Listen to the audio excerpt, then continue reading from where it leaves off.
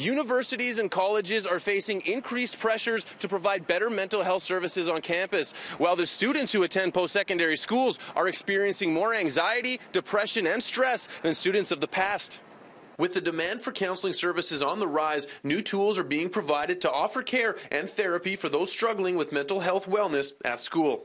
So we have a number of things, exciting new projects throughout this year. So from our side of things, from the student side, we offer this, it's called Empower Me, which is part of our 24/7 counseling or supports, whether that be in a crisis or any other level of mental health struggles or anything, concerns that they want to talk about, and that's only since last year. In 2016, approximately 44,000 students from 41 post-secondary schools were surveyed, and it was found that almost 10,000 of them were dealing with immense anxiety, depression, and other forms of mental health illness. Exams are definitely very stressful, and I think the switch from high school to university it's kind of a big shock, actually. The stress realities are you can't do as well as you have in high school. I think that's the first major struggle students come to, because not everyone can commit the same amount of work as you can. They have to work as well to pay for tuition, and the courses are a lot harder in terms of the workload as well.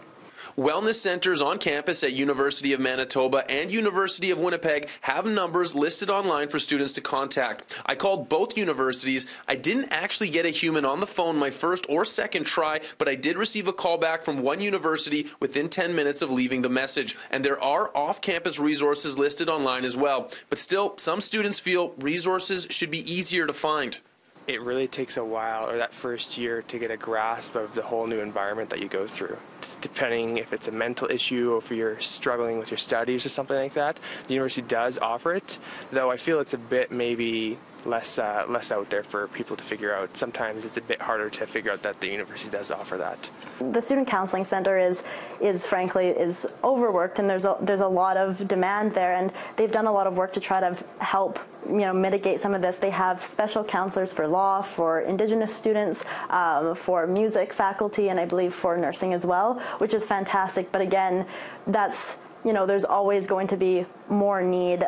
A statement, in part, sent to City News by a student from the University of Manitoba who wishes to remain anonymous said, "I was at a breaking point, stressed about life and school. I had relapsed and cut myself after being clean for 4 years and was extremely suicidal. I called a helpline who told me to go to my counseling center at school because it's free, and as a student I couldn't afford therapy. I went after class and I was told it's first come, first serve. They don't take appointments, so I had to come back at 7 a.m. the next morning. I got there, was third in line, but that morning they only had 2 intake appointments, so I was turned away."